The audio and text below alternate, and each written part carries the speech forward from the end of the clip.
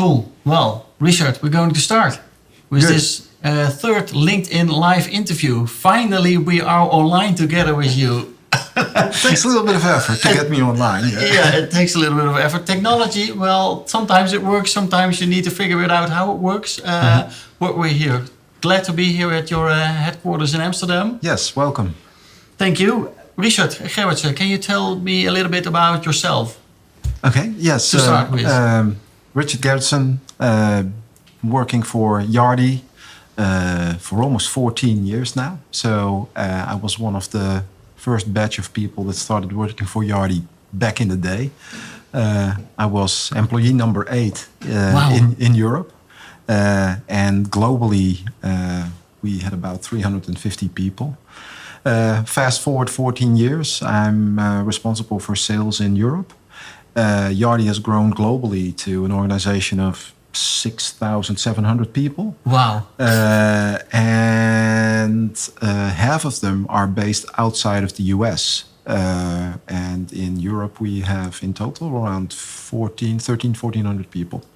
Unbelievable. So I've been around for a while and I've seen a lot of new colleagues coming on board.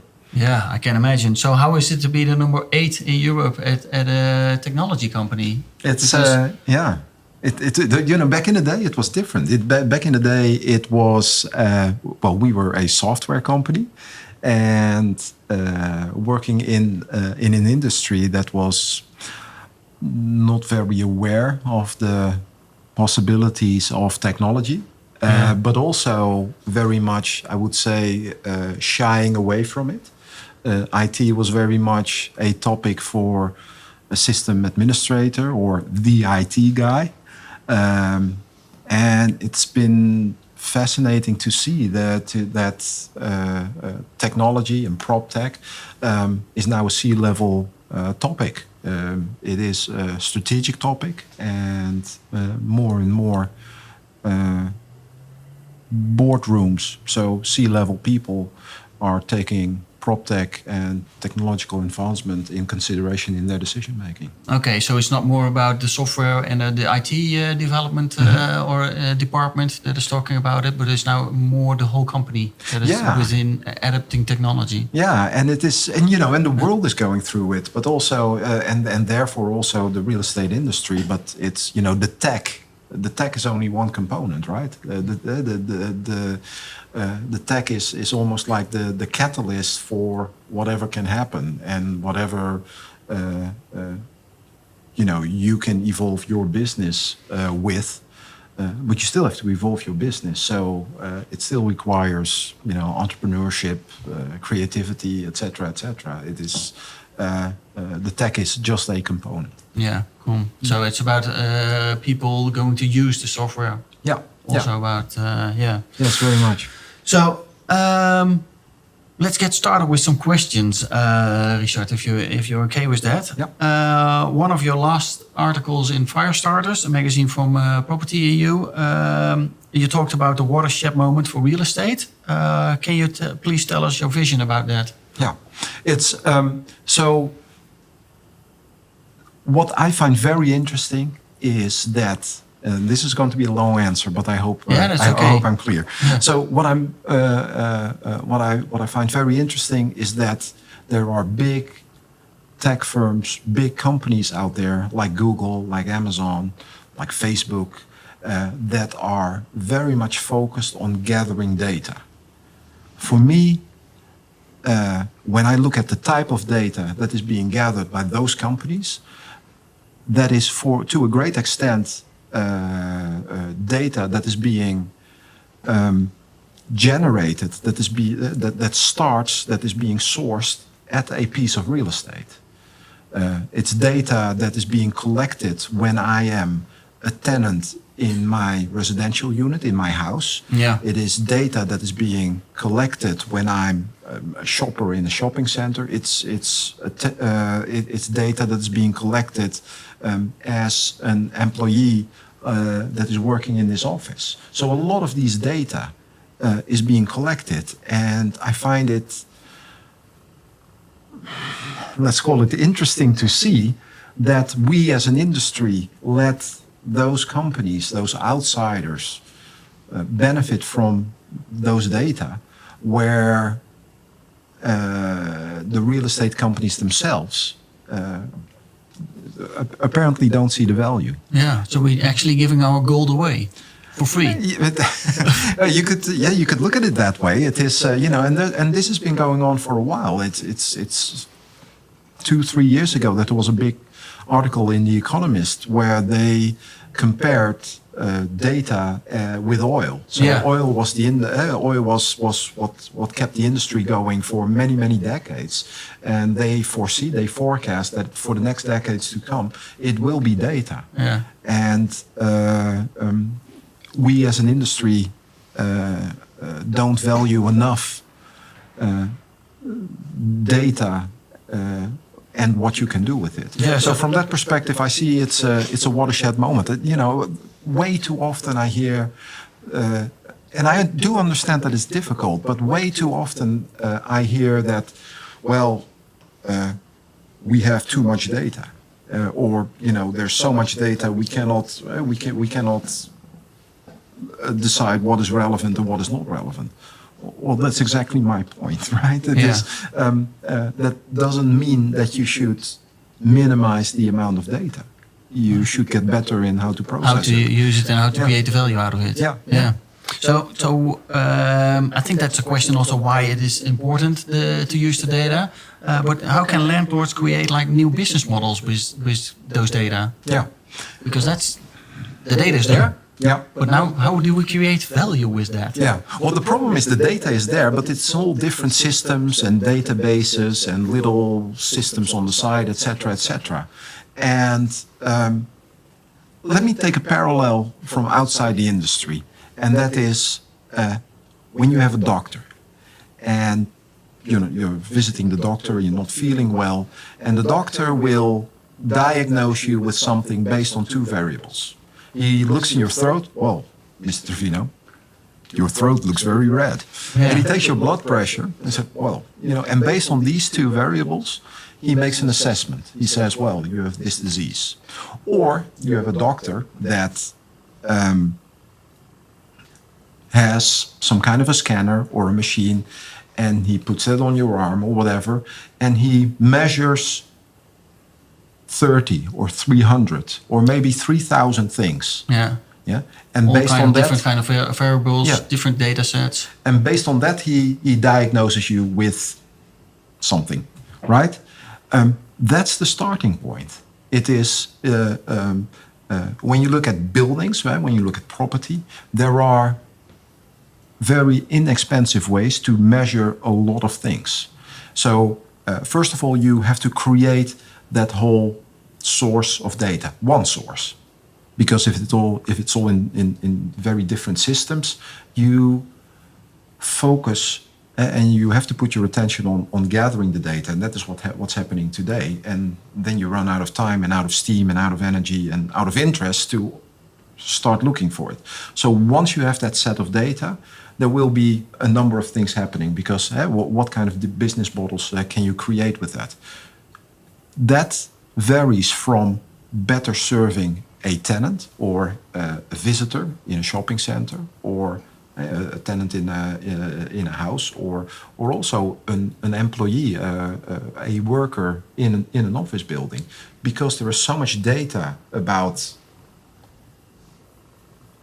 the use of the building, of the building, the way people are interacting and the way people are behaving, and then you can also create services, based on that behavior and based on that interaction. But that's the starting point, because once you have all those data, you can, really put that to work to make much better analysis of the day-to-day, the operational use. But you can also use that data to, at a bigger level, to have a better understanding how the area here is being used. And this goes from the actual use of a property and the way people come to this. People use the environment, traffic, etc. It's a starting point of smart city concepts, and so it goes from very operational to much bigger business models, and this is all based on let's say the actual use. I would say that it is very likely that also this will become a much bigger factor when it comes to transactions, buying a property or selling a property. Yeah. And I would say that it will also become a part of the valuation at one point in time. The quality of the data that a property is generating. Yeah. And when it really is the oil of what has been in the last 5 decades, right? If it is the new oil, you could argue that at one point in time that it will become that data and the quality of data will at least become an important factor in the whole valuation. Who knows? Yeah, who knows? Yeah, cool. Before we go further, I would like to ask our viewers if the sound is good, if everything is good, if you hear us, and of course if you have some questions for Richard, because I will look into the questions immediately and ask them to Richard. So please help us out with some questions, and we will make this a nice interview together with Richard. Hope so. Let's continue. So we were talking about data, how to create value of data, but how can landlords become operators like WeWork or Nothal, and what can we learn from their business models that they are creating, or that these companies have? Because that's a totally different business model. Absolutely.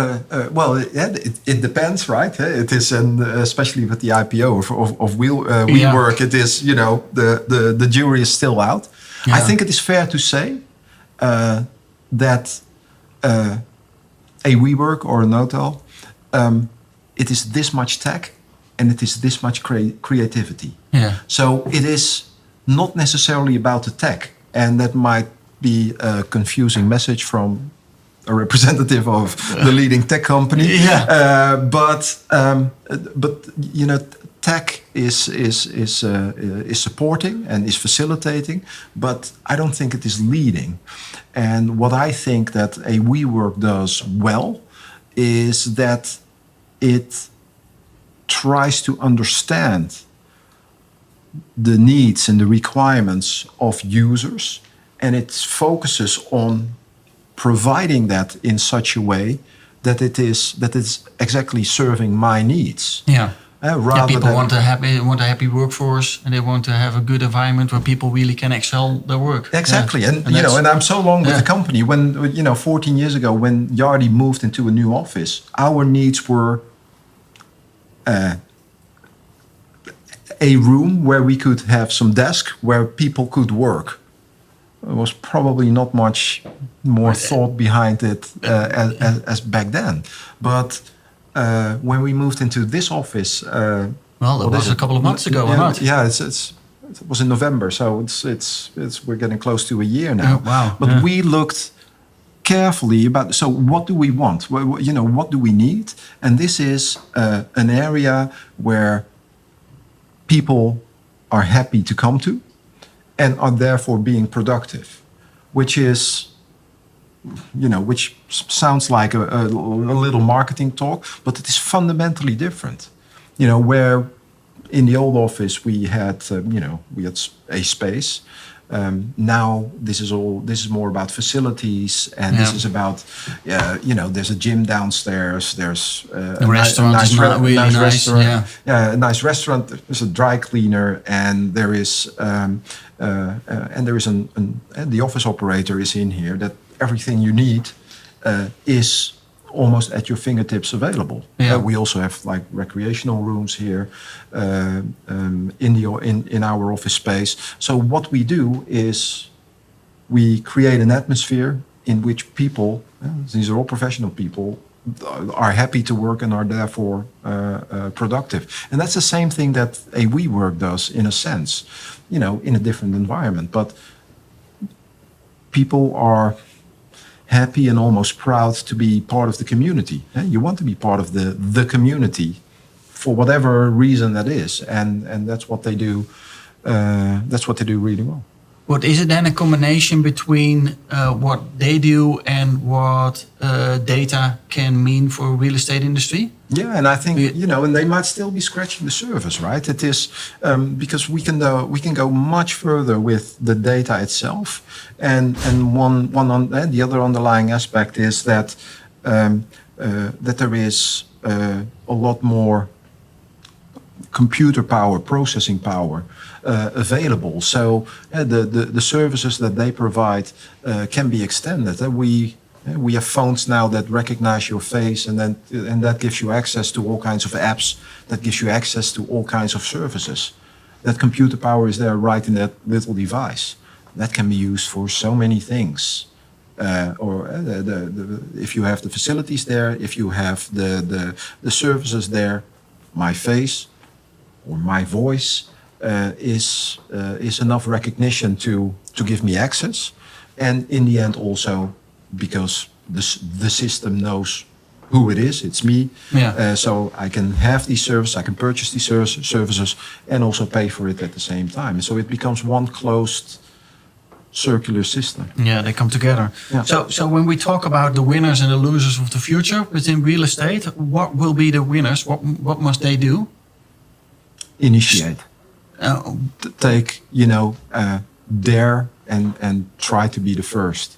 It's start with the data side or start with the more creativity side? I would say the data is the fundament. If you don't have the data, there is not much you can do. You're kind of shooting in the dark without the data, right? It is, you might have a hunch of this is where the world is going. This is what the market needs, but you kind of don't know, or you don't know it in detail. So I would say data is a given. Data is step zero. But I would say make smart use of the technology that is available, that is out there. But as I said, most of all, for new business models, you need creativity. Yeah.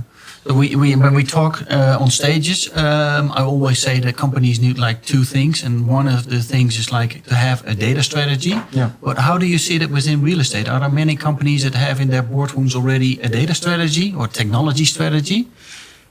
How have you seen it been evolving in the last now 40 years? Well, it has evolved a lot. Yeah. Are we there? I would say no. Because the data set and the required data set or the preferred data set is growing exponentially. In 2005, when I started, it was very much the focus of the data. What do we need to know is the needs of the investor, because the investor was the focus point. Yeah. In around 2007, 2008, when the crisis kicked in, the focus was shifted to the asset and the tenant, because we needed to do active asset management. The tenant was your asset, and the needs of the tenant, that was the focus point of what was happening. What we see in the next couple of in the last couple of years is that the focus is now shifting to the end user, whether a tenant in a residential building, a shopper in a shopping center, or a Yardi. Yeah, so not the client, but really the end user. It's really the end user, because that is what it is about. It is, we live in a world now where there's a war for talent, and we live in a world now that is massively changing. There's this McKinsey report out there that 49% of all the stuff, all the activities that we do today as paid labor, that will disappear. That will be replaced by machines. That's a massive number. Yeah, that's a massive. And that doesn't mean that 50% of the people will be out of a job in 5 or 10 years' time. It means that a lot of jobs are changing, and that we will be doing different things than what we do today.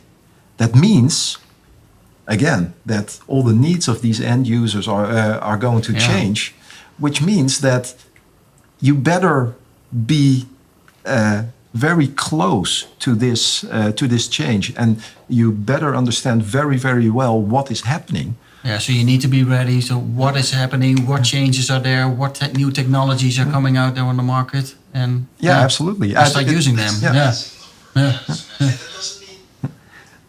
It is. It is a massive number. But that's the winners and the losers, what they need to do, like the winners for most part, of course. Yeah, I would say the losers, sorry to interrupt, but the losers, I don't know, I don't like to talk about losers, but no, me neither. But it is... but we are going to. A general comment, and I was at the EPRA conference 2 weeks ago, and Anthony Slumbers was speaking there, and he made it very clear that, don't try to be a follower. If you are a follower, you are probably going to lose out, because this is going so fast, and if you try to follow rather than being at the forefront of it, you will be too late. Yeah, so cool. Don't want to talk about losers, but I think that was a very we would like statement. to talk about Anthony Slumbers. I think Anthony is one of our friends, and he's really amazing what he does as an influencer for the industry right now. And he did write an article about winners and losers, and I think he had like 16 differences about winners and losers. And I think people who see this interview, please read also that article from Anthony Slumbers, because he's amazing. Yeah, he's really amazing. Okay, now back to Yardi. Yardi is maybe the oldest or the earliest PropTech company in the world. Can you tell us a little bit how it started at Yardi? Because that was 40 years ago? Yeah, well, we're getting close to 40 years now. It started in 1982. And it is a typical, I would say, Silicon Valley kind of story. Although this took place in Santa Barbara, which is technically Silicon Valley didn't even exist there. No. Yeah, but it is the story of Anand Yardi, who had a vision to develop functionality, to develop software to manage residential properties, to manage both the tenants, the units, and do the accounting side. And that's how it started in 1982. And Yardi Yardi Systems Inc. was incorporated in 1984, and very quickly became successful. And a couple of years later, 2 years later, we started to develop functionality for the commercial side as well, so commercial property management. And that has been expanding ever since. In 1995, we started to develop what we call investment management software. So that is asset fund investment management functionality. And always with this strong accounting backbone in place. Fast forward to 2010 approximately, where we saw the move from back office functionality towards how do you make that applicable, and how do you make this functionality applicable for all these front office users. An asset manager is not a person who is in a system, working in a system, entering data 8 hours a day, but needs to have information, right at his or her fingertips in order to make decisions on, whatever it is. Yeah. Or need to have the data available to reforecast a certain thing. So there was very much focus on providing data and functionality through portals and apps. That's also where we've been growing since '84, always with double-digit numbers. As a company globally, we grow every year between 18 and 20+%. Wow. So the train keeps on going at a very high speed, and that is because of more countries are being also applied to implement the Yardi systems, or also like within the countries to create more business. I would say both. So in the US we have we have like big market shares, and in Europe and in Asia those market share percentages are lower, but fast growing. So where the growth comes from in the US is by expanding both products as well as services. Okay. So and for us, for me, working in Europe, this is a great combination. So we have this established company. And we have this stable product that we are able to offer the market, but we also see all these new initiatives and types of services that we can provide to our clients, and that are, in principle available to introduce in the European market as well. So, and that's just a matter of timing. Yeah, cool. I have two questions. One from somebody that is on LinkedIn. He's going a little bit back. So, hi guys, which data and corresponding actions are the first to do in an average Dutch office?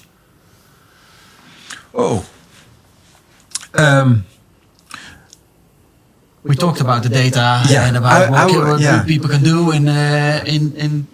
Well, I would say start with all the data that you are currently collecting in all these different systems, and try to bring them together on one platform. Yeah. So that's the starting point, because the thing is that a lot of companies are already doing all these things, but they do them in silos. So that's a first starting point.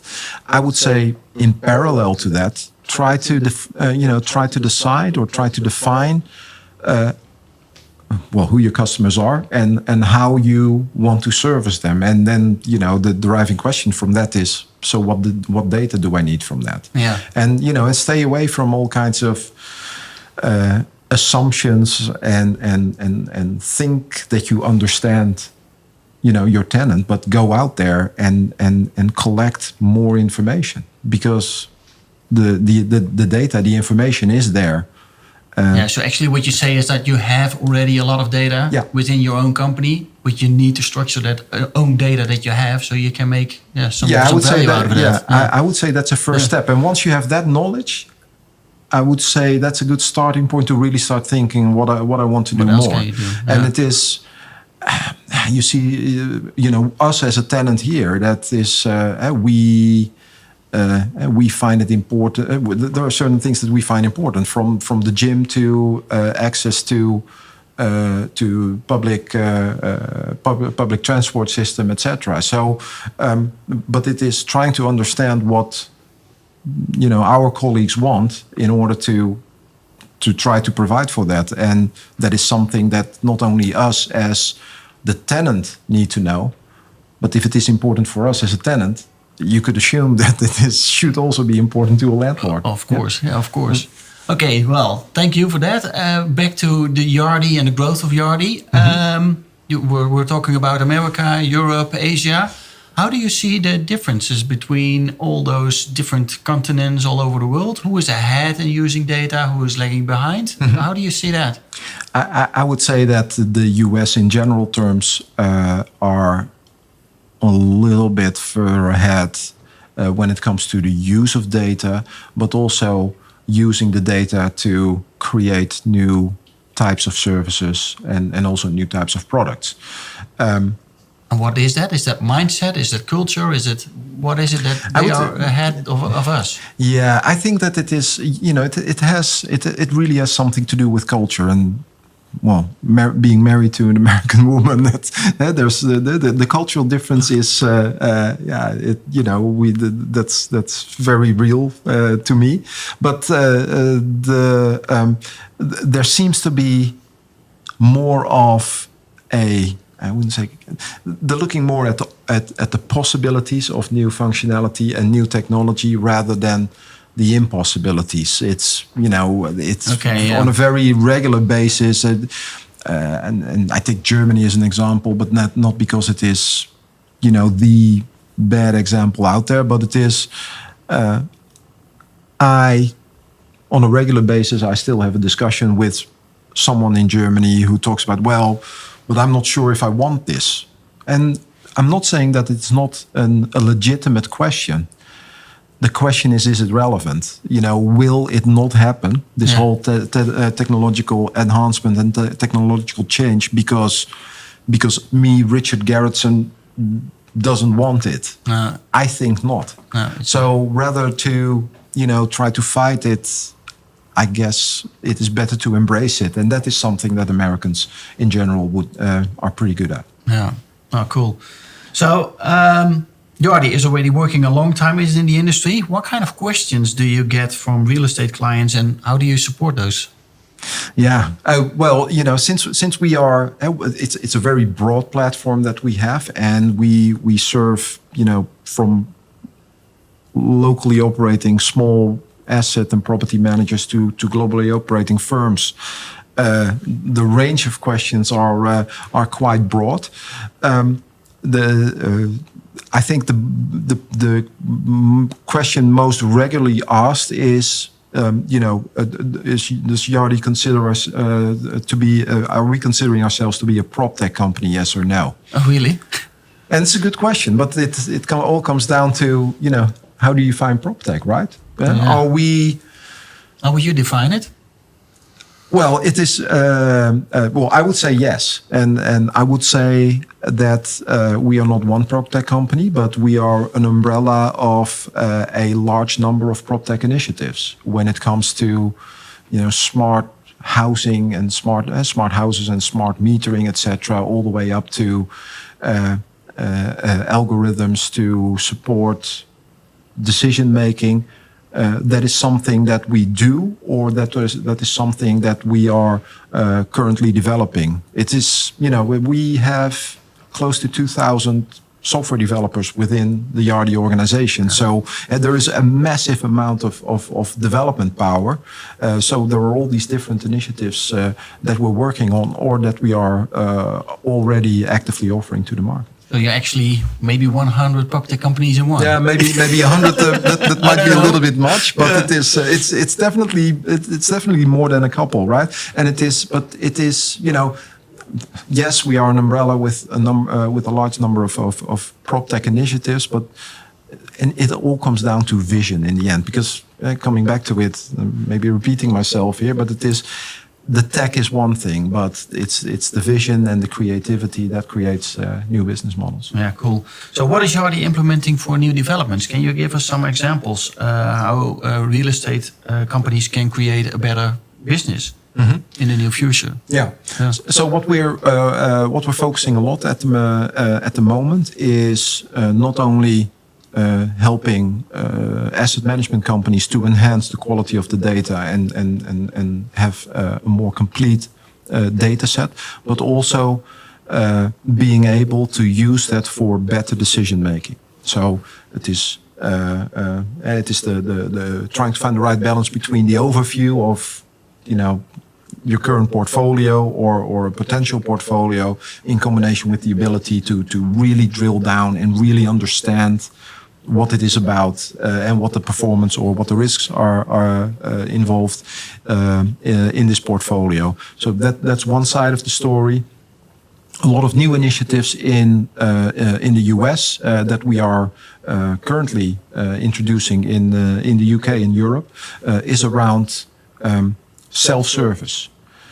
Self-service of a tenant when not only when a maintenance request is being created, but also self-service when it comes to the whole leasing process. It is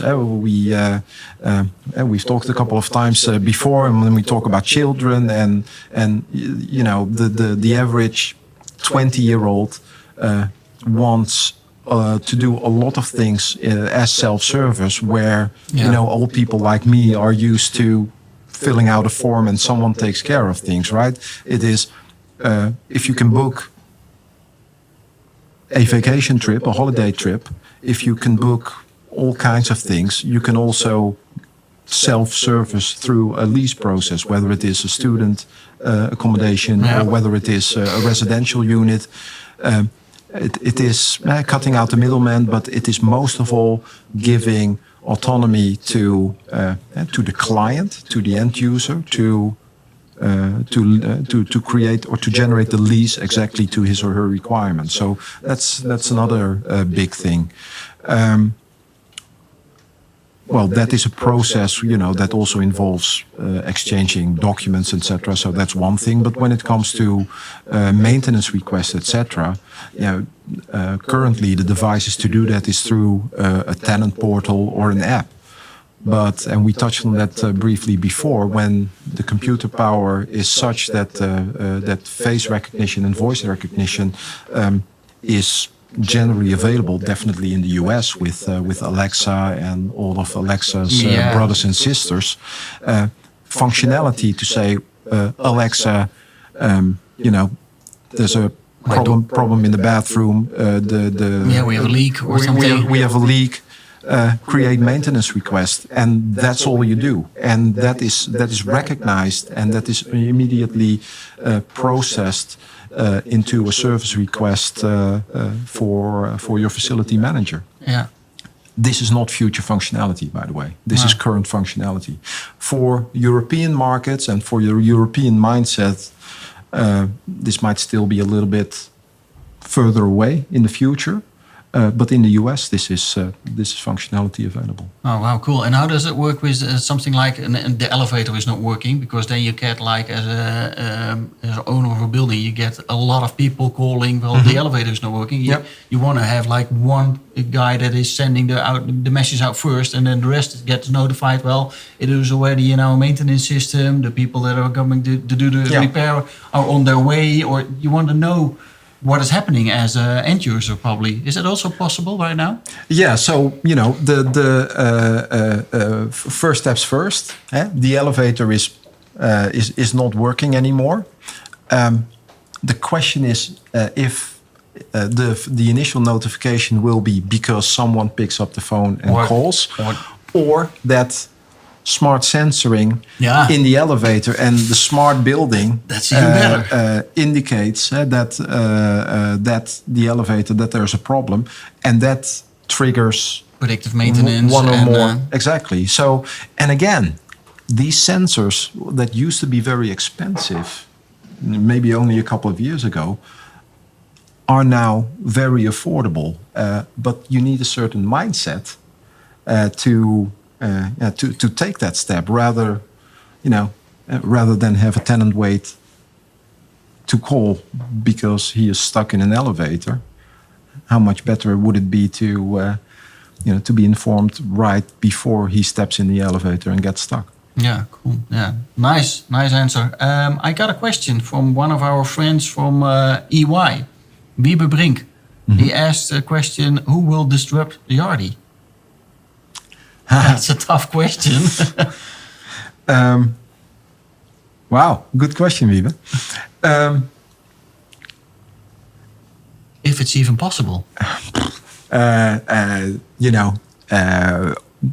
Everyone can be disrupted, and in the 1980s there was IBM, and no one could disrupt IBM ever again, and see what happened.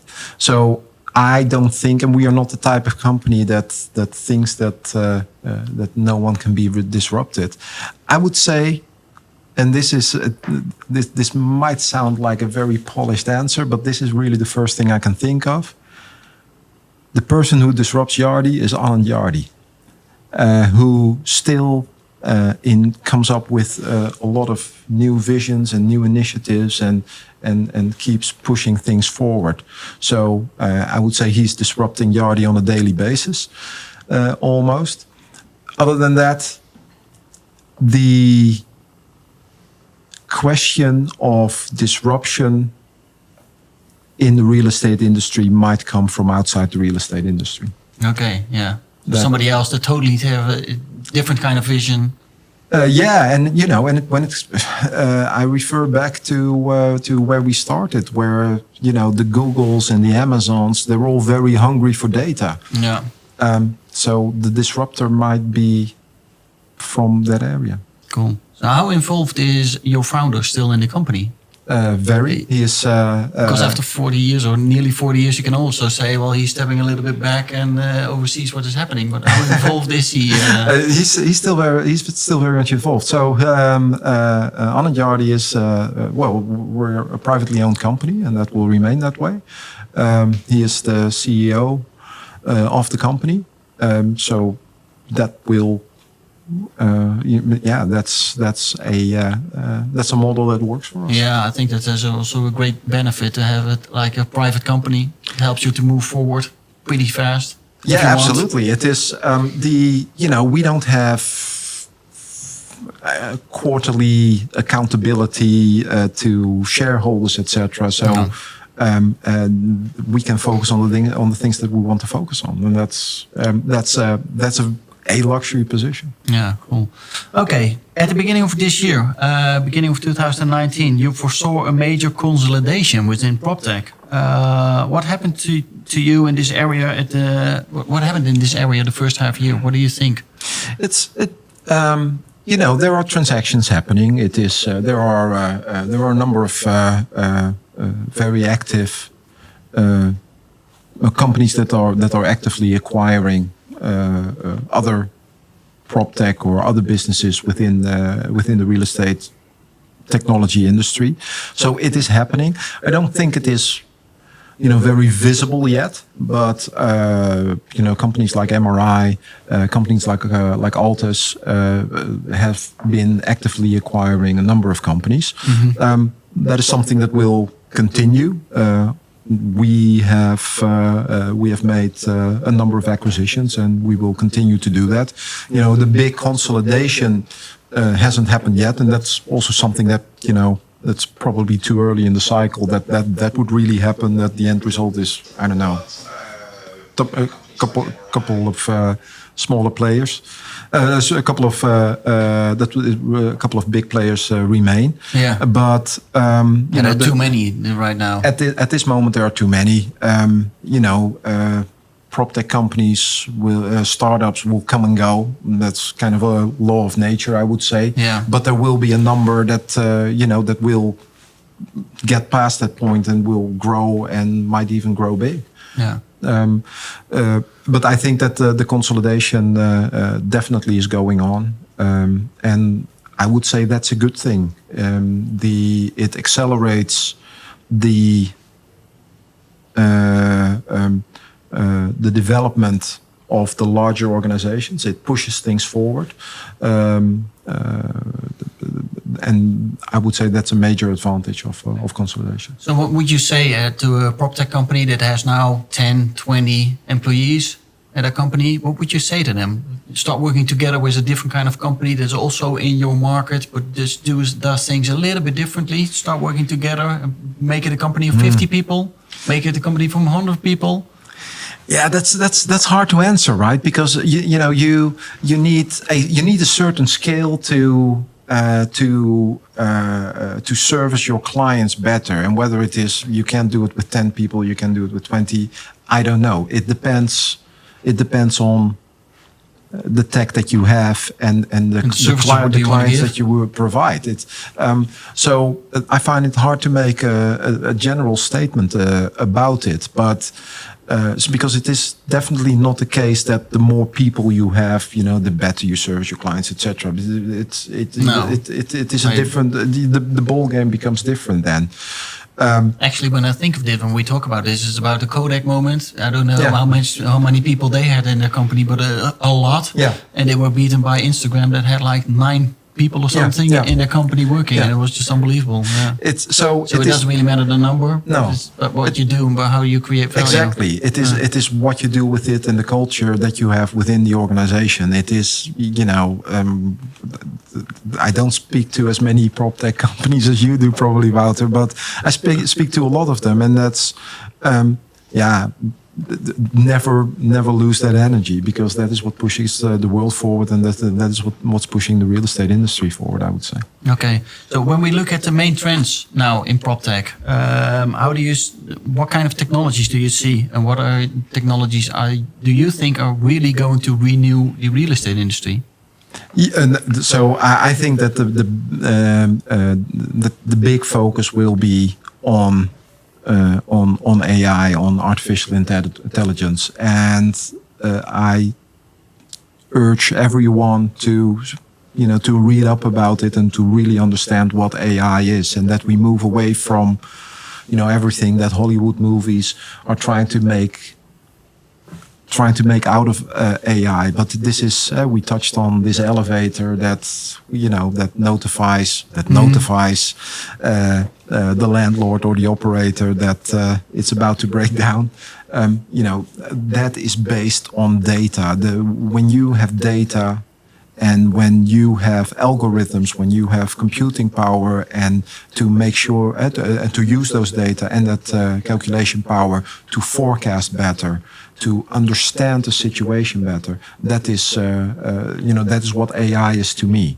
It is to better understand the situation, to better understand a property, a portfolio, but also a client as a tenant with all its end users. It's all about better understanding, and therefore, and from there you can better service. Cool. So what can people do when they should be interested in AI data? What would you advise people to do?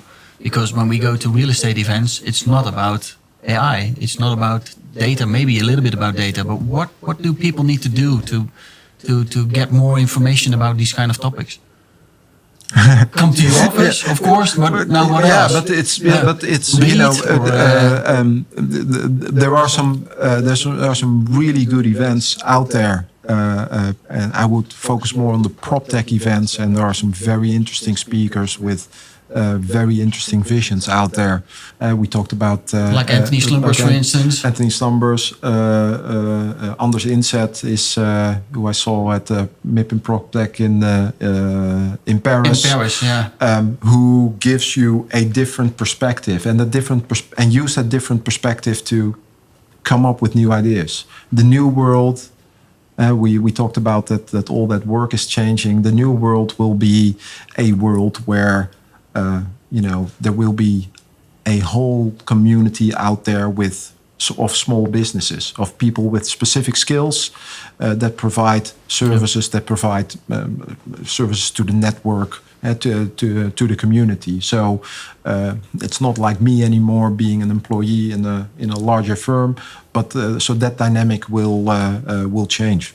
Use that energy, use that creativity, and use that knowledge. To be part of this, to be a contributing part of that network, I would say. Yeah, so get inspired by Anders Inzet, the Anthony Slumbers guys, and maybe also some women that would talk about this topic. Yeah. I think that's really important. But to end this interview up, can you also name us a couple of PropTech companies that you really are following yourselves that we need to follow as well? Okay. That you find very interesting?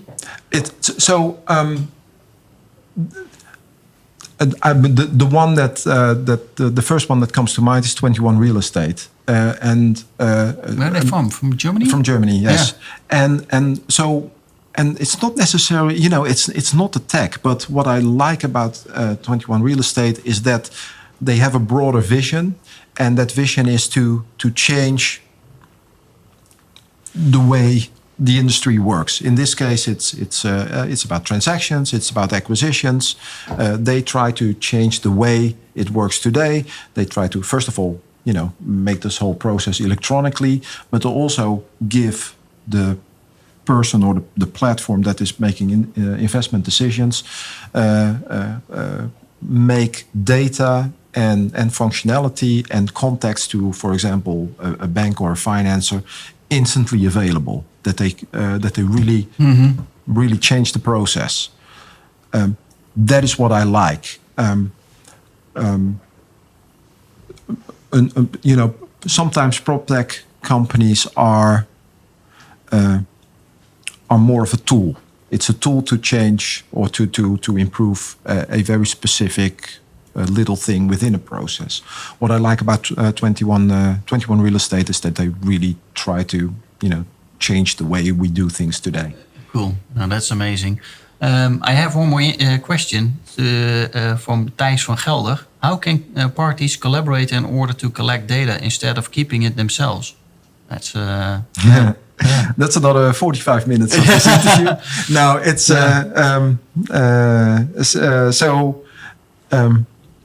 well, first of all, and this might be a little bit boring, but there needs to be some form of standardization. But what I think that Thijs is referring to is that in essence, the real estate industry is very much about I know something that you don't know, yes, and now you need to pay me for it in order to get access to the data or to buy my services to get something done. So I would say, in short, the answer is mindset. because in an open platform where when you have a more efficient market, the winners are the ones that are best organized and with the best ideas and with the most creativity, rather than that they are sitting on something that could also that they're sitting on data or sitting on knowledge or and keep it in a silo. Yeah, and keeping it on a silo. So that is not for the greater good of things. That might lead to individual benefit, but not to the greater good. And this is not like everything is for the greater good, but it is a non-sustainable situation. All around us, in all the markets you can think of, there is this. All these markets become more efficient, become more open.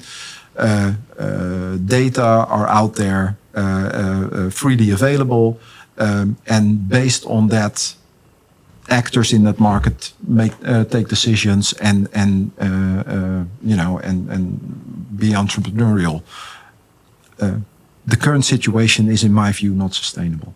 Well, it will change. Me neither. So we're going to see 21 Real Estate in Germany probably during the Expo Real. Are you going to be at the Expo Real? Yes, we will be there. How many people from Yardi will be there? We will be there with 10 or 11 people. Oh, so you will have a lot of conversations with people from Europe, maybe different kind of continents as well. What are you looking forward to at Expo Real? It's we have a whole new stand design and a new way of presenting ourselves to the market. That's always a little bit, that's very exciting, but there's a little bit in me that, will it work out, yes or no? So that's definitely one thing that I'm looking forward to. Expo Real is one of the biggest events for Yardi in Europe. It is 3 days where we meet an incredible amount of people, but also an incredible quality of people, and that's what I'm looking forward to. Cool. Well, thank you very much, Richard, and I hope to see you in Munich as well. Absolutely. Thanks, Wouter. Thank you. Sure. Thank you, everybody. Oh. Goed gedaan. We zijn al weg, denk ik. Nou, top.